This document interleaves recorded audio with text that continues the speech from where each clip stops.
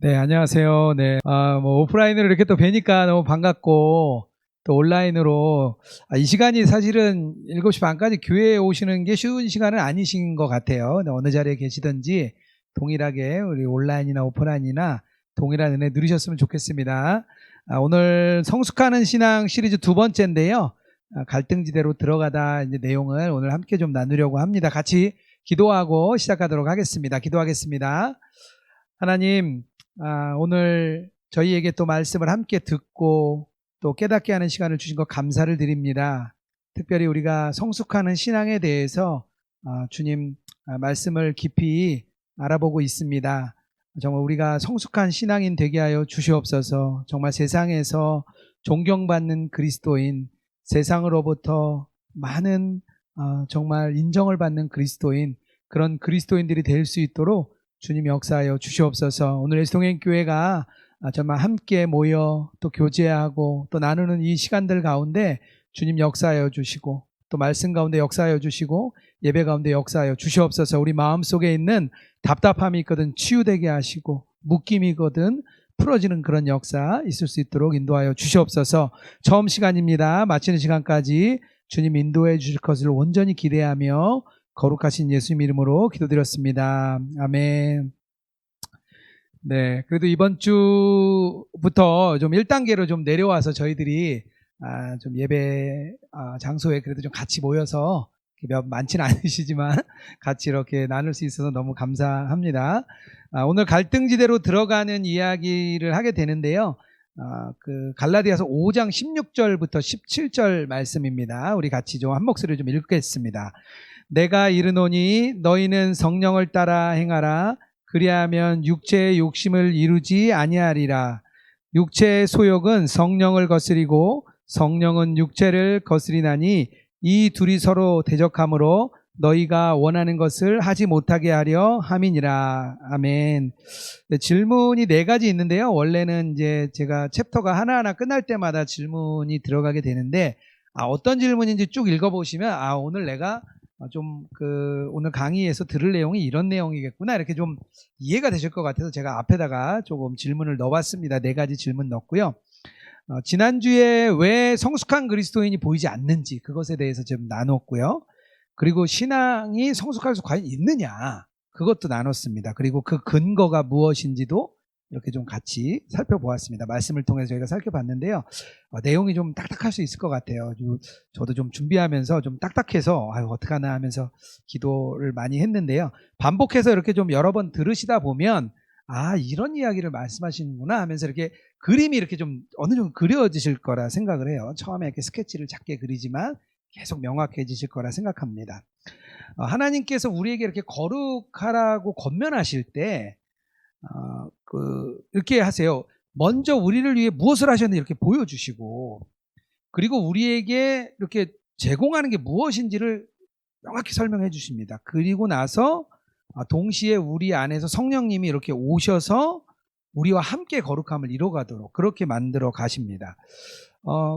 그렇죠. 그런데 저도 이 강의를 이렇게 처음에 준비할 때는 제가 이제 서두에 지난주에 나눈 것처럼 그래 지금 한국교회 욕먹는 이유가 좀 성숙한 사람이 없어서 그래 이렇게 단순한 생각으로 시작을 하고 강의를 막 이렇게 준비해 가다 보니까 거룩함, 정결함 이런 거를 다루지 않을 수가 없더라고요. 그냥 신앙이 성숙한다는 게 그냥 지식이 자라는 게 아니라 이런 문제를 다루지 않을 수 없다는 걸 알았어요. 거룩함과 정결함에 대해서 다뤄야 되는데 오늘 아침에 저희가 이제 사역자들 모여서 큐티를 나누는데요. 오늘 말씀이 에스겔서 말씀에서 이제 너희들이 하나님께서 정결한 자들, 뭐 제사장도 또 선지자도 또 고관들도 아무도 없다. 내가 정말 모세처럼 이 백성들의 죄를 위해서 막아설 자가 없다. 내가 발견하지 못했다. 그런 이야기를 나누면서 저희들이 참 눈물로 기도를 했습니다. 제 마음에 그래서 그런 생각이 들었어요. 제가 이런 거룩함, 정결함을 나눌 수 있는 그런 삶을 살지도 못했고 그렇다고 해서 지금 삶이 더 특별해진 것도 아닌 것 같은데 이걸 왜 나누게 이런 왜 말씀을 전하게 하셨을까 이렇게 생각을 좀 많이 하게 됐어요. 그런데 뭐 그런 것 같아요. 말씀이 저희를 통과해서 물론 이렇게 나오는 말씀이 되어야 되는데 어떤 말씀은 진리이기 때문에 우리가 그냥 선포해야 되는 말씀도 있는 것 같습니다. 우리가 이해가 되는 것도 있지만 뭐 성육신 사건이라든지 십자가 사건, 부활 사건 다 이해가 안 되지만 우리가 선포하고 믿는 것처럼 그런 선포하는 시간이 좀 되어야 되지 않을까 제 마음에 좀 그런 생각이 들었습니다. 그때 우리가 같이 거룩함 정결함을 나눌 때 하나님께서 나에게 말씀해 주시는구나 이렇게 좀 그냥 깨달은 시간이 됐으면 좋겠습니다.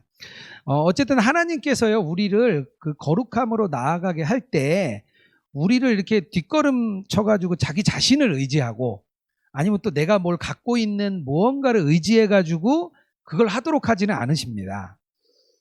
대신 이제 하나님이 우리 안에 오셨고 그 예수님과 우리가 친밀함이 더욱 이렇게 더해지면서 우리 풍성함이 이렇게 늘어나는 거예요. 주님과 친밀해질수록 풍성함이 늘어가거든요. 그러면서 이제 거룩해지는 과정으로 나아가게 됩니다. 결국에는 예수님이요 우리에게 이렇게 토양이 돼 주시는 거죠. 우리에게 은혜의 토양이 돼 주셔서 우리가 이제 그 거룩함, 예수님의 그 거룩함 안에 우리들이 든든히 뿌리를 내리고 열매도 맺도록 해주시는 게 예수님의 방법입니다. 그래서 이것을 이렇게 아래로 자란다고 표현을 합니다. 세상 방식과는 다르죠. 세상은 위로 자라야 되고 성장해야 되고 올라가야 되고 명예를 얻어야 되고 세상은 계속 올라가야 돼요. 무조건 세상 법칙은 그렇습니다. 고지를 점령하는 자가 승리하는 자입니다. 그런데 우리 그리스도인들은요 반대로 낮아지고 작아지고 없어지고 헌신하는 사람, 낮은 자가 더 높은 자가 되고 늦게 믿은 자가 먼저 믿은 자가 된다. 그렇게 이야기를 합니다. 그래서 교회는요 성장주의나 번영주의가 그래서 잘못된 신앙을 얘기하는 겁니다.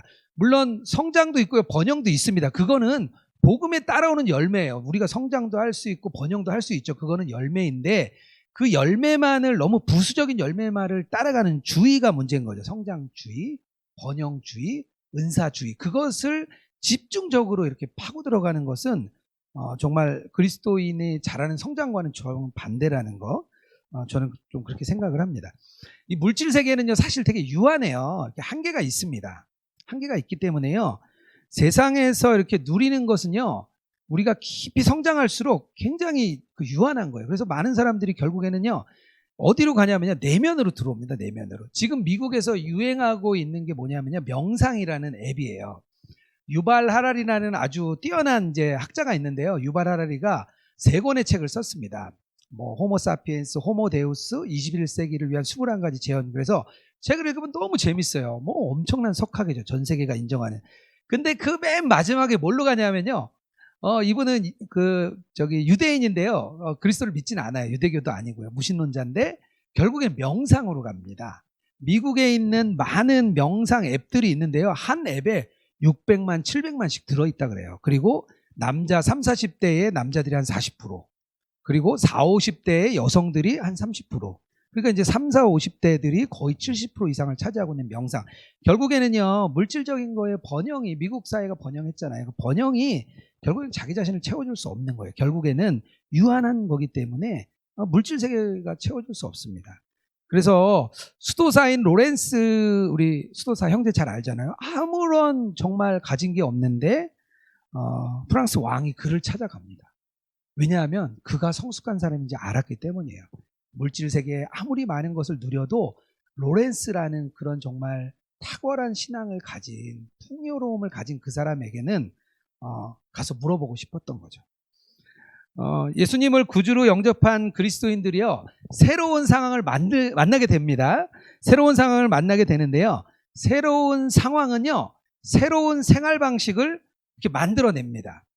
이 얘기 어디서 많이 들어보지 않으셨어요? 많이 어디서 들은 기억 나지 않으세요? 이 얘기가 어디 있냐면요 저희 세가족교제 6단원에 있어요.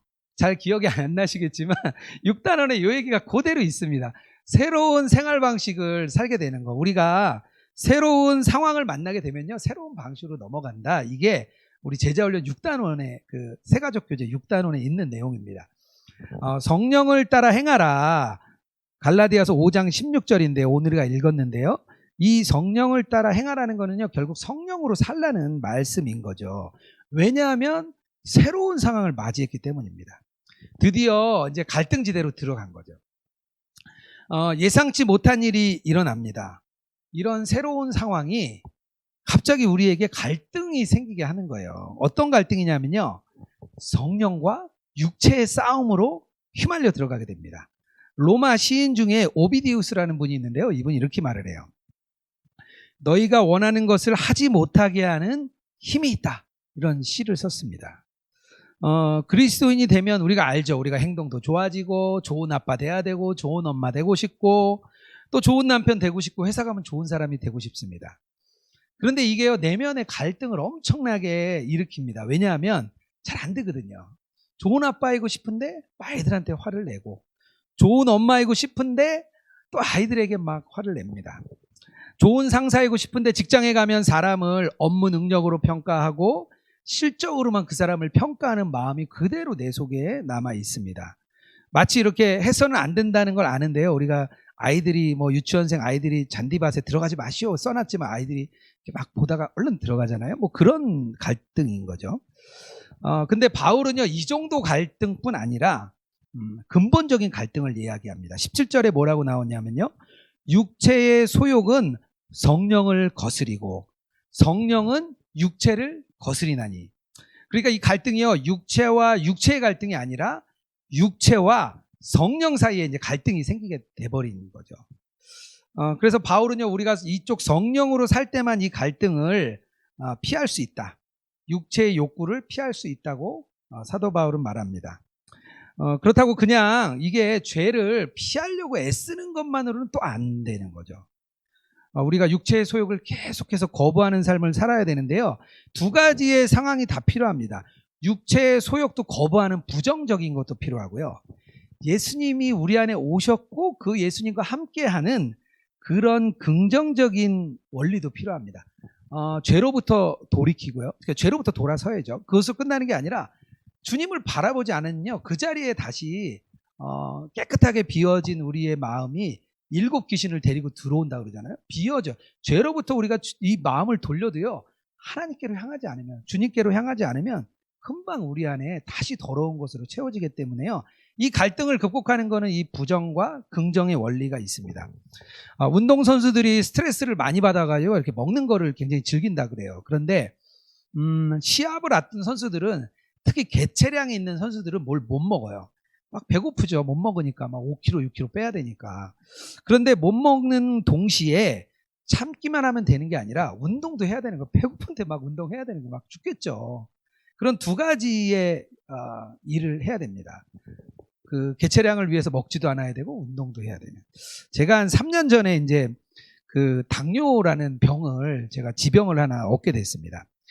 초기에 이렇게 수치가 굉장히 높았어요. 근데 이제 병원에서 두 가지 방법을 가르쳐 줬는데, 하나는 하여튼 뭐 먹는 거를 반으로 줄이고, 먹는 거 줄이고, 인스턴트도 안 되고 초콜릿도 안 되고 하여튼 뭐 단 거는 다 안 된다는 거예요. 탄수화물도 안 돼요. 밀가루, 빵, 뭐 밥 다 안 된다는 거예요. 그래서 한동안은 진짜 먹을 게 없었어요. 정말 먹을 게 없어서 비빔밥만 이렇게 제가 먹었던 기억이 납니다. 제가 이렇게 꿀차를 되게 좋아했어요. 밤에 이렇게 책 읽을 때 이렇게 꿀차를 한 잔 마시면 되게 눈이 막 맑아지거든요. 한 10년은 마신 것 같아요. 제가 매일. 그것도 당뇨의 아마 원인이 되지 않았을까, 의사도 뭐 그렇게 얘기를 하더라고요. 그런데 이제 그것만 하면 되는 게 아니라 운동을 더 꾸준히 해야 됩니다.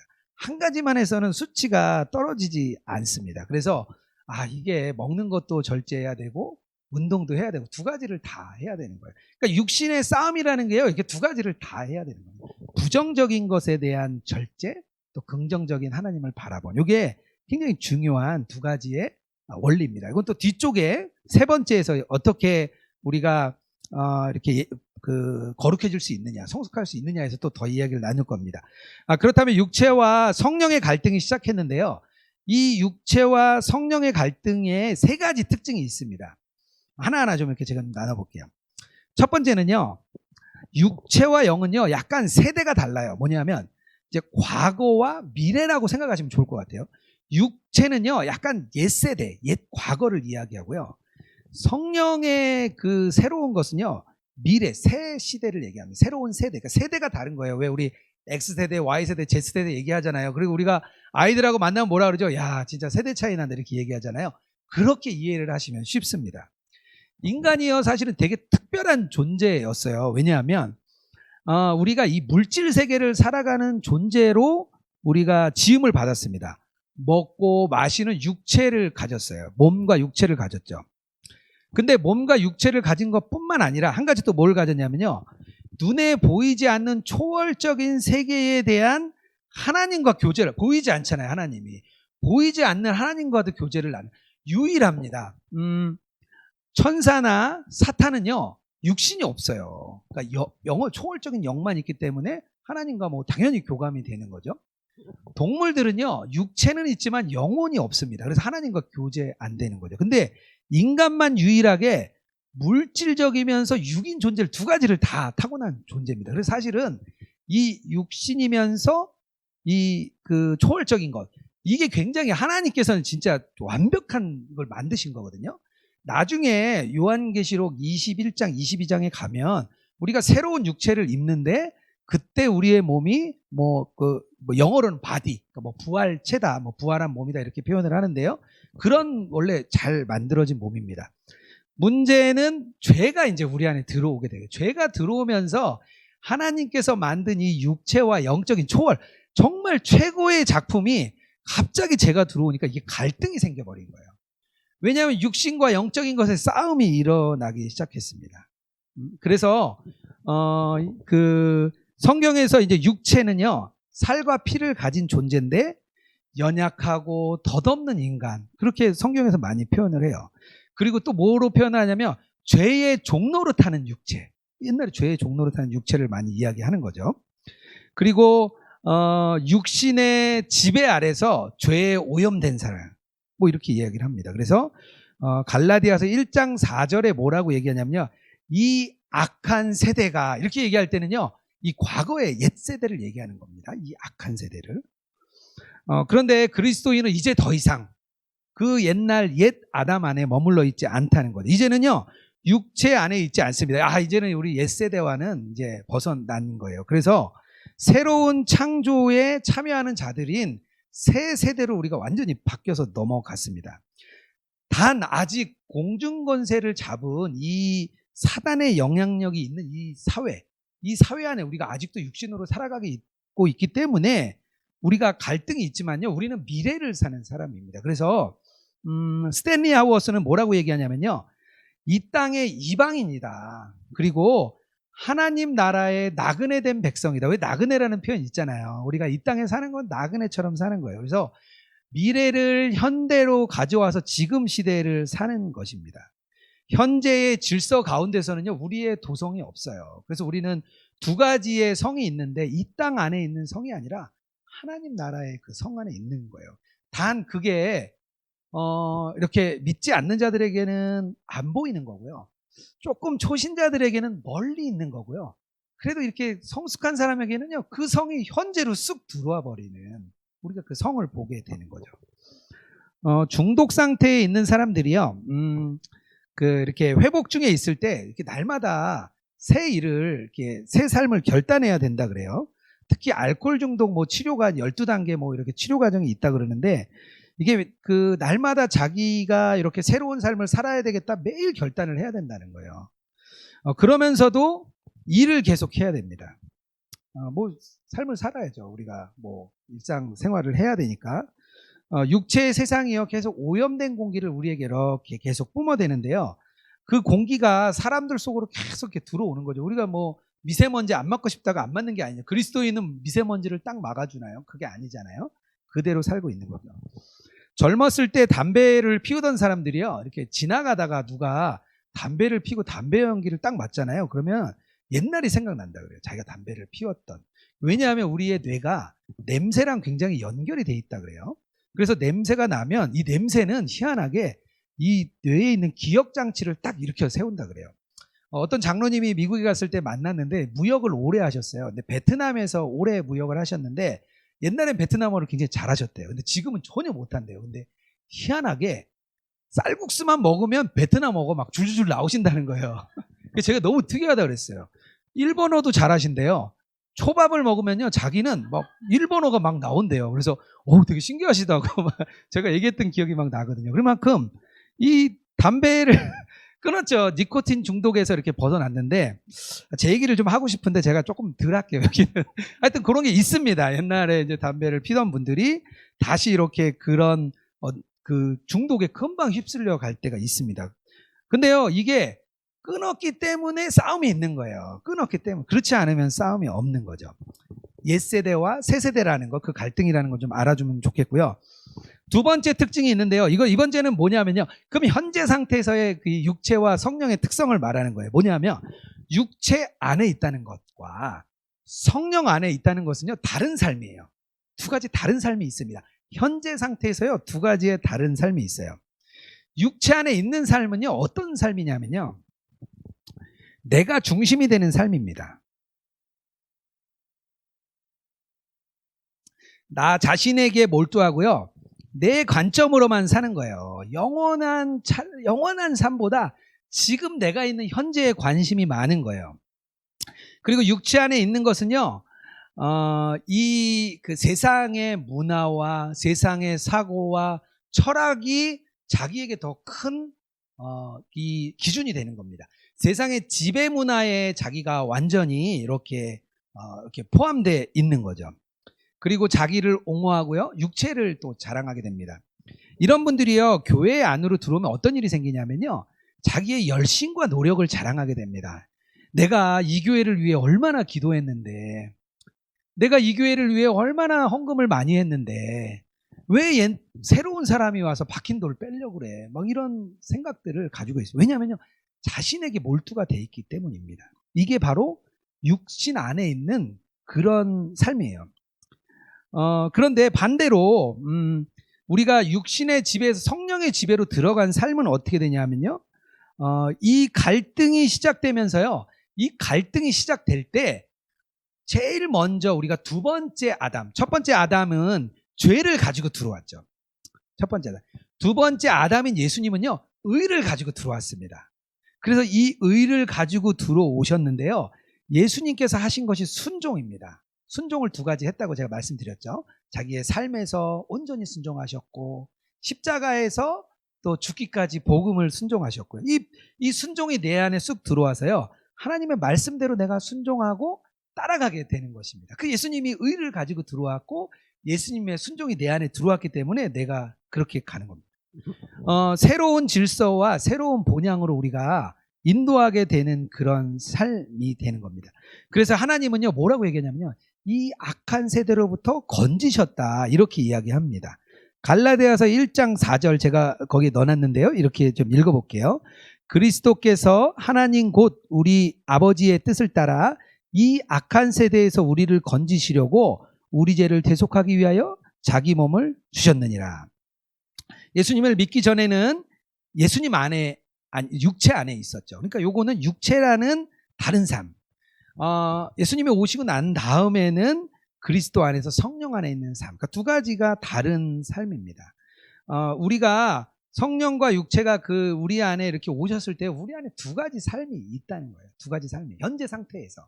아까 과거와 미래를 얘기했고요, 현재 상태를 얘기했습니다.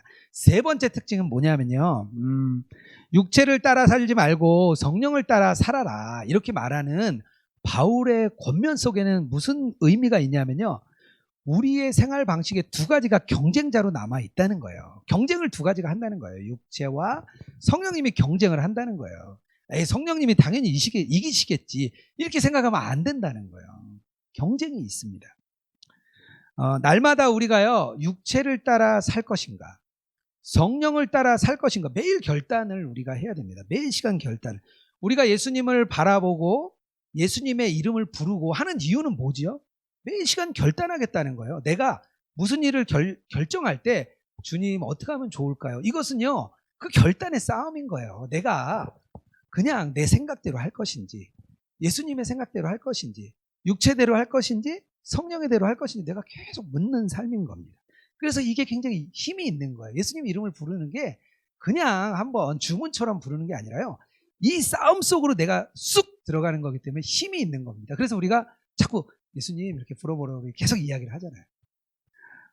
두 방식이요, 끊임없이 우리에게 서로 충성하라고 이야기합니다. 충성하라고요.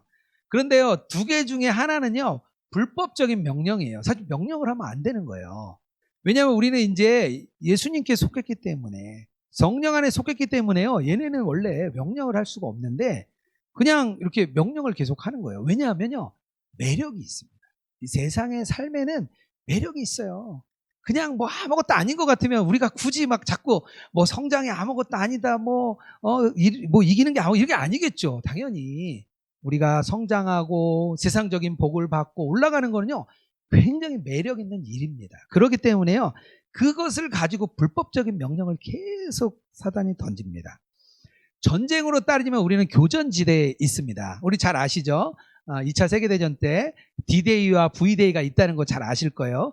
노르망디 상륙작전이 이루어지는 D-Day로 인해서 이미 전쟁은 이제 연합군의 승리로 넘어갔습니다. 하지만 곳곳에 있는 많은 곳에서 싸움이 일어났어요. 왜냐하면 졌는지도 모르겠고 전원 이 연결도 무전도 끊어졌고 그러니까 이 독일 군들이 이겼는지 졌는지 모르니까 계속 싸운 거예요. 결국에는 V-Day까지, 빅토리 데이까지 갈 때까지 계속해서 싸움이 벌어졌습니다.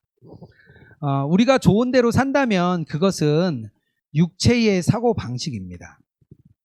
그래서 우리가 매일 결단을 하면서 새 정체성으로 살아가도록 해야 됩니다.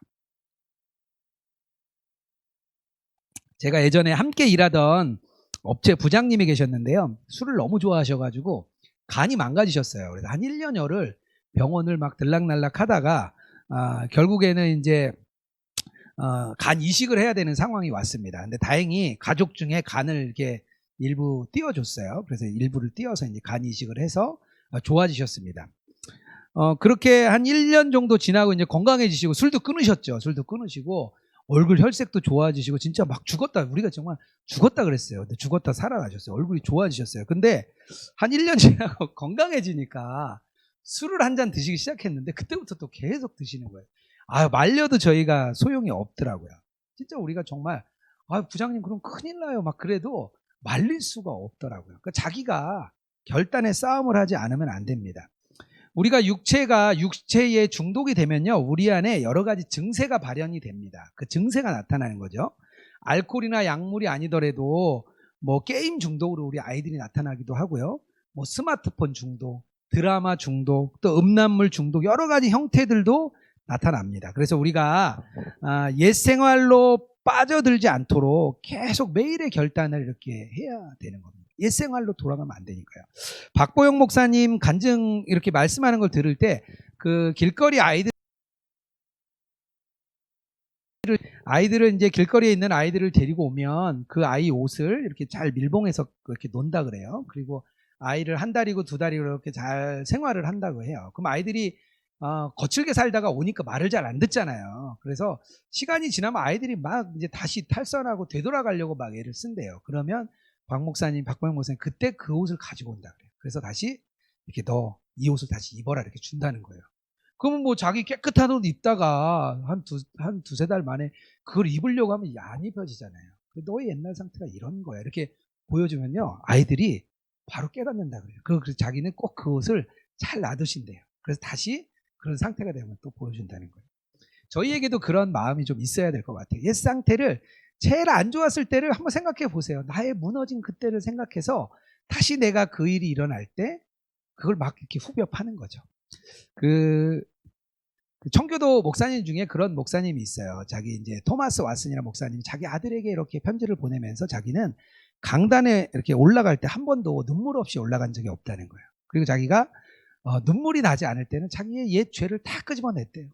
자기의 마음이 애통해질 때까지 옛날 죄를 다 끄집어내서 자기의 이렇게 마음을 후벼 파고 그리고 강당에 올라갔다. 그런 이야기를 하십니다. 자기 아들이 이제 목사님이 됐어요. 그래서 아버지 목사님이 아들 목사님에게 그런 겉면의 말을 전하면서 강단에 올라갈 때 언제나 낮아짐으로 올라가라, 이런 이야기를 하셨습니다.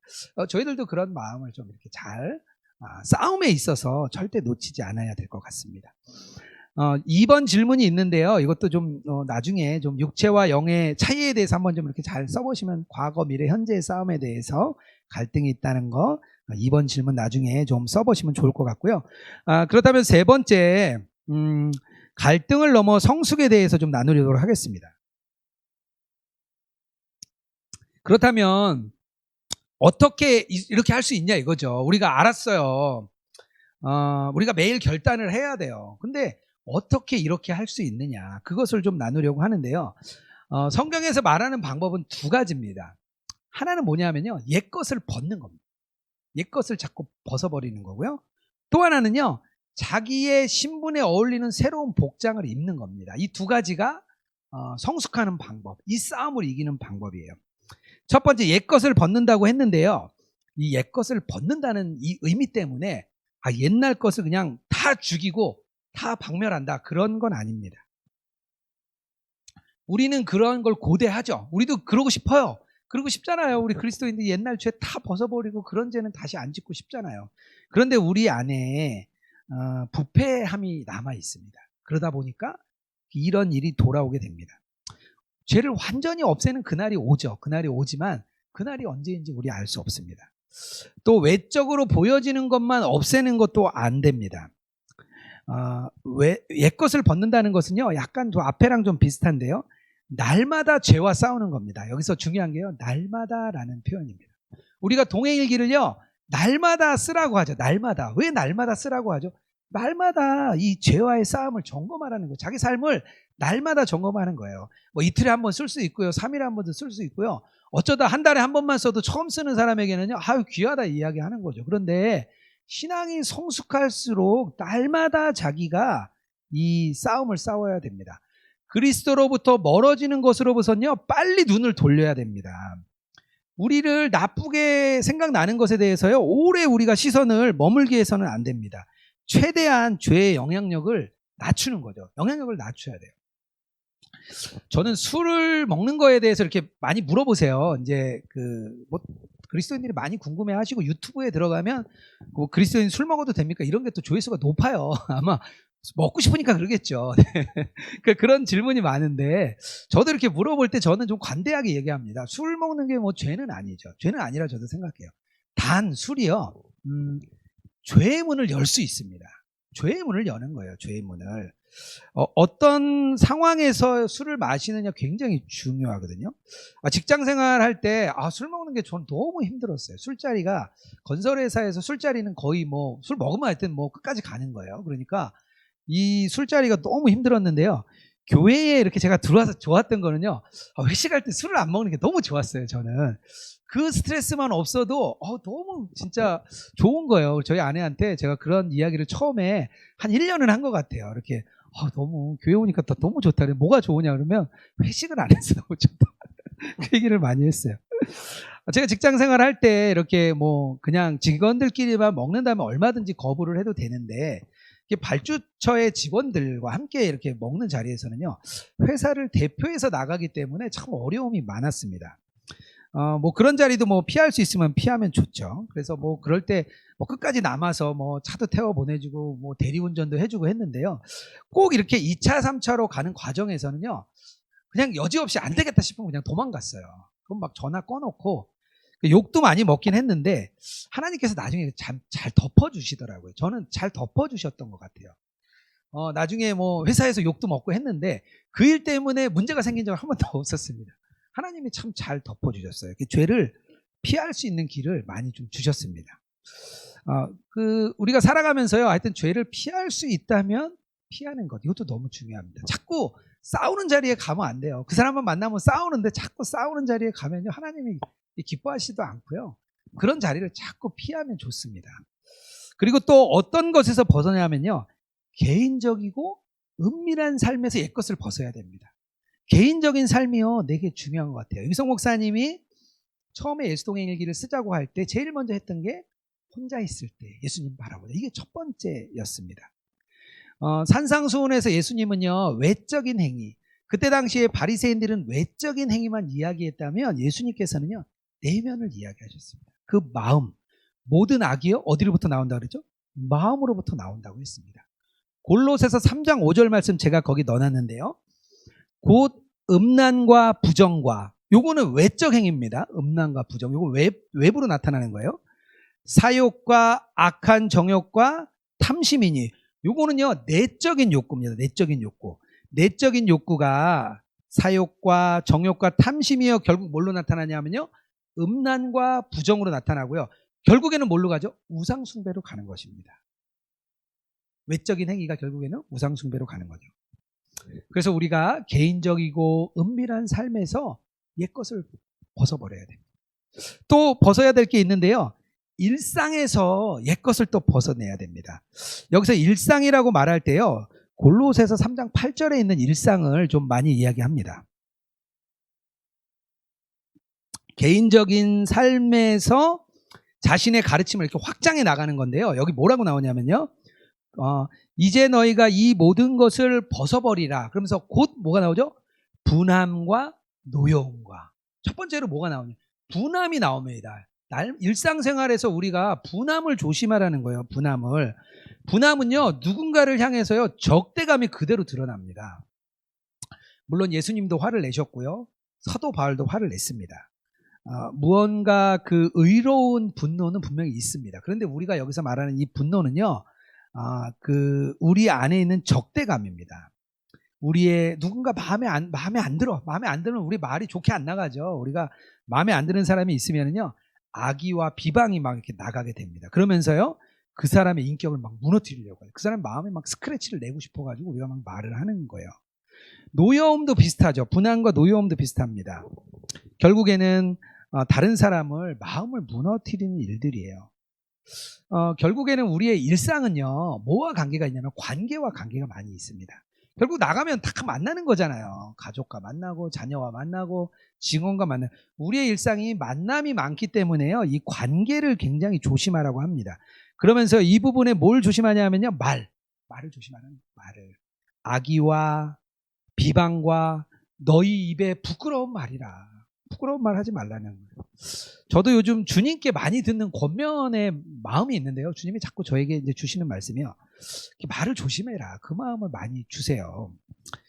그동안 제가 이렇게 돌아보니까 말로 참 실수를 많이 했더라고요. 좀 이렇게 좀 즐겁고 밝은 환경을 좀 이렇게 좀 재밌게 웃자고 했던 말들이 다른 사람의 마음을 참 상하게 한 적이 많았습니다. 그래서 제가 목회자가 되고 좀 그런 부분을 많이 줄이긴 했는데, 그래도 이렇게 좀 아직도 그런 마음이 많이 좀 남아 있는 것 같아요. 분명히 참아야 됐는데 말을 하고 나면요, 너무 불편한 거예요. 하나님 이제 하지 말라고 했으니까 제가 알죠. 이야기 해놓고 제 마음 안에 너무 불편한 마음이 있어서 참 며칠을 갈등하고 막 했습니다.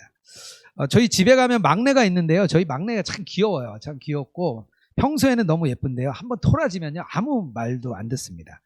그리고 저희 아내랑 제가 소리를 꼭 한번 지르고 화를 내야 이제 조금 이제 좀 말을 들어요.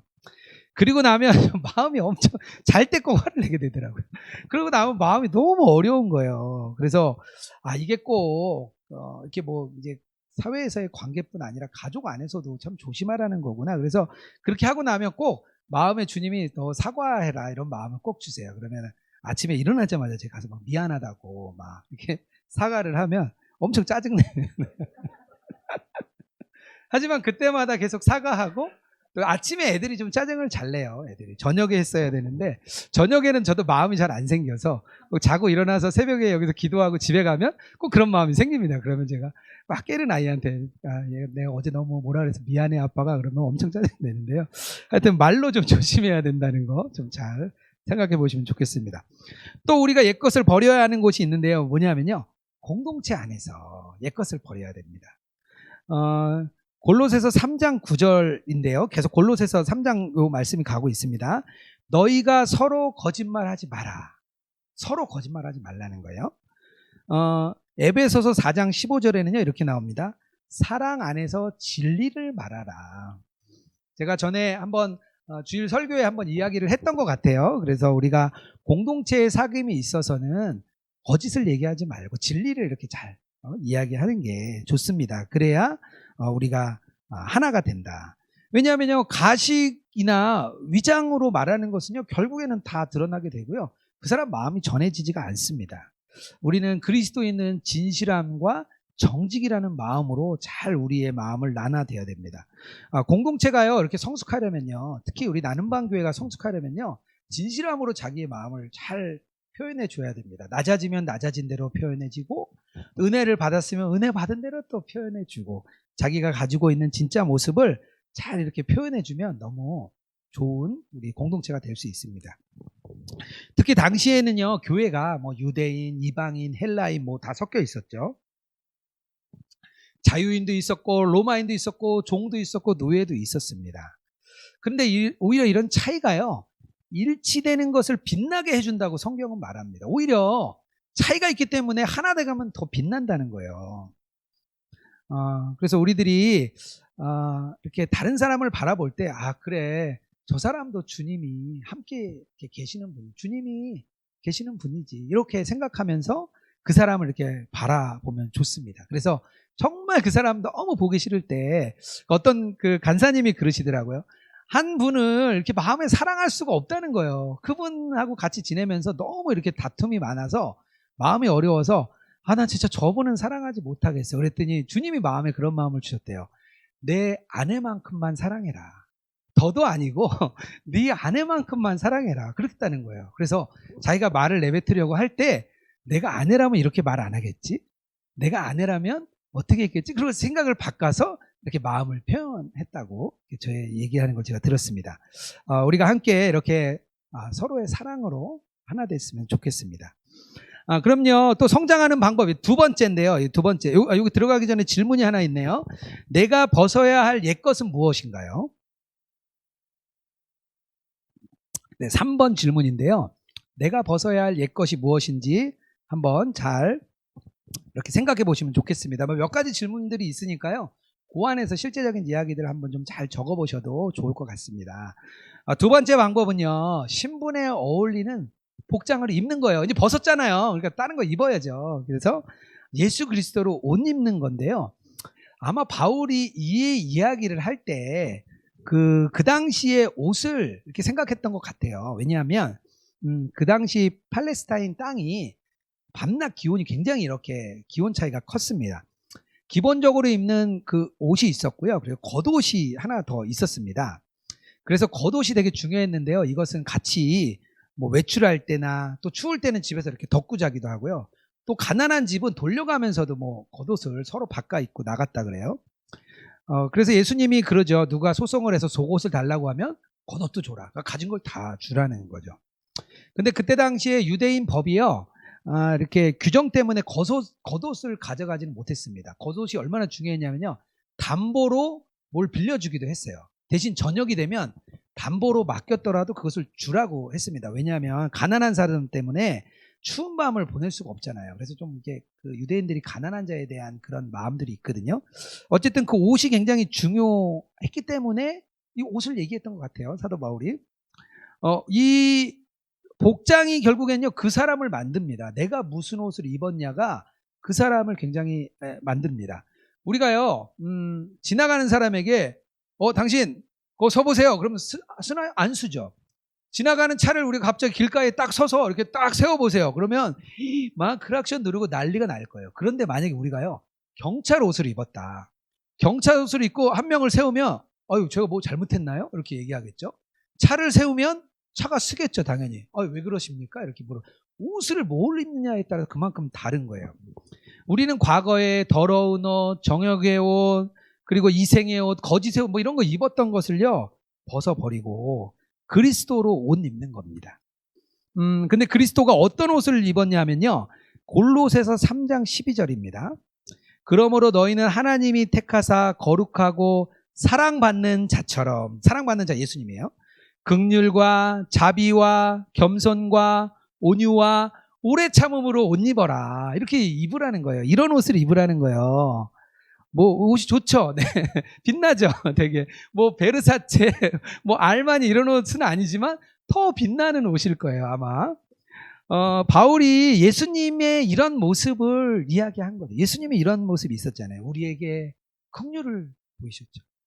예수님이 우리에게 자비하셨어요. 또 예수님이 우리에게 또 겸손함을 보여주셨고요. 또 온유함으로 우리를 안아주시고 또 오래 기다려주셨습니다. 이렇게 하나님께서 택하신 사람들은요, 그냥 너희들 해 이렇게 하는 게 아니라 예수님께서 우리에게 먼저 보여주시고 하나님께서 우리에게 그것을 먼저 보여주시고 보여준 대로 우리를 따라하게끔 하시는 겁니다. 왜 교관이나 조교가 이렇게 한번 보여주잖아요. 군대 가면 이렇게 총검술 같은 거 막 보여주거든요. 보여주고 따라하게 하고 보여주고 따라하게 하고 이런 방식인 겁니다. 그분처럼 우리가 이렇게 옷을 입고요. 그분의 아름다움을 반영하면서요. 우리가 예수님의 마음으로 그분을 이제 만나주는 거죠. 우리가 가지만 우리가 가는 거죠. 우리 나눔방 리더들이 우리 같은 나눔방 교회에 집사님들, 권사님들 만나러 가게 되죠.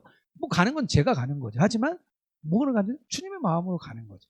목사님들이 신방을 갈 때 그냥 목사님 그냥 오셔서 예배 드리고 그렇죠. 근데 목사님이 가실 때 어떤 마음으로 가냐? 주님의 마음을 가지고 이제 가는 거죠.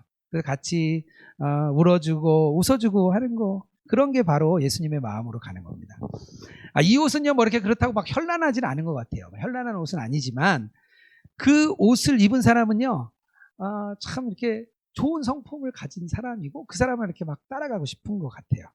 우리가 유기성 목사님이나 우리 김승희 목사님하고 이렇게 만나고 싶잖아요. 우리 만나서 이야기도 하고 싶고 또 같이 교제도 나누고 싶고 식사도 하고 싶잖아요. 왜냐하면요, 그분의 옷을 입었기 때문입니다. 요셉이 한 4가지 정도의 옷을 입게 됩니다. 요셉은 옷을 계속해서 바꿔 입은 사람이에요. 처음에 채색 옷을 입었어요. 아버지가 하필 요셉만 채색 옷을 입혀가지고 형들이 화가 나가지고 요셉을 구덩이에 넣고 팔게 되죠. 그 채색 옷은요, 아무도 살리지 못했습니다. 화려한 옷이었지만 아무도 살리는 옷이 못했습니다. 그리고 나서 노예의 옷을 입었어요. 요셉은 노예의 옷을 입었는데요. 이 노예 옷을 입고 그래도 가정의 총무로 모든 그런 이렇게 그 전권을 다 받았죠. 그런데 그 보디발 장군의 아내 때문에 그 유혹을 자기가 이겨내기 위해서 옷을 벗고 도망갔습니다. 그리고 무슨 옷을 입게 되죠? 죄수의 옷을 입게 됩니다. 아니, 채색 옷 입고 노예 옷 입은 것까지는 그래도 어쨌든 거기 총무로 됐으니까 그래도 힘들지만 살만하다 했을 텐데 그 옷마저 벗고 죄수의 옷을 입게 됩니다. 얼마나 난감한 상황이고 낙심하는 상황이었겠어요. 그런데요, 마지막에 결국에는요, 총리의 옷을 입습니다. 그때는 아마 채색 옷보다 더 빛났을 거예요. 근데 이 옷은요, 뭐가 달랐냐면요, 살리는 옷이었어요. 사람을 살리는 옷인데요, 이 과정이 우리가 낮아짐에서 높아집니다. 그래서 우리가 아까 처음에 얘기했죠? 그리스도인들은요, 어디로 자란다고? 아래로 자라는 겁니다. 아래로 자라서 높아지게 되는 겁니다. 청년 시절에 아우구스티노스가 암브로시우스라는 주교를 찾아가요. 그런데 그 주교를 찾아가서 막 이야기를 합니다. 그런데 뭐라고 얘기하냐면요, 처음에 저는 믿음이 없었기 때문에 다만 저에게 자비를 베푸는 인간으로서 그를 좋아했습니다. 이렇게 이야기를 해요. 암브로시우스라는 사람이 믿음도 없는데 밀라노에서 너무 이렇게 자비를 베푸니까요, 어거스틴이 그를 따라간 겁니다. 그리고 또 한 가지 여기에 우리가 하나 더 할 것이 있는데 뭐냐면요, 그리스도의 사랑으로 띠를 매야 됩니다. 우리가 그리스도의 사랑으로, 골로새서 3장 14절입니다. 모든 것 위에 사랑을 더하라. 이는 온전하게 매는 띠니, 이렇게 말을 하고 있습니다. 골로새서 3장은요, 바울이 우리가 입어야 될 옷뿐만 아니라 그 위에 사랑을 이렇게 더해서 띠를 띠라고 말을 하고 있습니다. 아무리 좋은 옷을 입어도 이렇게 어우러지지 않으면, 사랑으로 띠띠운다는 거 이렇게 같이 이렇게 띠띠우는 거잖아요. 어우러지지 않으면 소용없다는 말인 것 같아요. 그래서 그리스도 안에 있는 사람들은요, 신분에 걸맞게 옷을 입고 그것으로 끝나면 안 되고 사랑으로 함께 띠를 둘러야 됩니다. 제가 서두에 이렇게 말씀을 드렸죠. 부정과 긍정의 원리 2가지. 옛 것을 벗고 새 것을 입는, 옛 것을 부정하고 새로운 것을 긍정하는 것. 죄로부터 멀어지고 예수님을 바라보고 예수님과 함께 동행하며 사는 삶. 사실은 예수님과 동행이라는 삶 안에요, 사실 오늘 나눴던 모든 얘기가 다 들어있습니다. 예수님 우리 안에 오셨고 그 예수님만 의식한다면 우리가 함께 예수님과 살아가면서 이런 옷들이 저절로 입혀주는 거예요. 왜냐하면요, 우리의 힘으로 하는 게 아니기 때문입니다. 우리의 힘으로 하는 게 아니라 예수님이 우리와 함께 오셔서 우리 안에서 우리와 함께 협력해서 살아가기 원하시기 때문입니다. 이런 게 바로 그리스도인의 성숙한 삶이라고 생각합니다. 네, 오늘 제가 이렇게 여러 가지 좀 나눴는데요. 예수님 안에 성숙하는 우리 예수도행교회 모든 교우들 되기를 주님의 이름으로 축복합니다.